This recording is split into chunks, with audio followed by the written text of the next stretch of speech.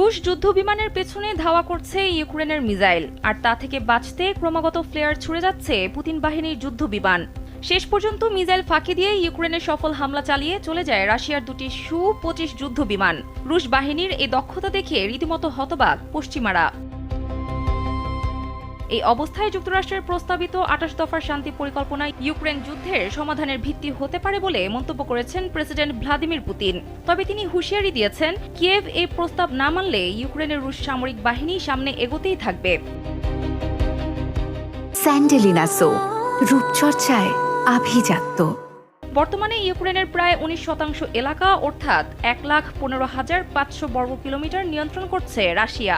মূলত ইউক্রেনের পূর্বাঞ্চলীয় ডনবাসের পুরো অঞ্চলের পাশাপাশি খেরসন ও জাপোরিজিয়ার পূর্ণ নিয়ন্ত্রণ চায় মস্কো। এদিকে রাশিয়া ইউক্রেন যুদ্ধের অবসানে যুক্তরাষ্ট্রের প্রস্তুত করা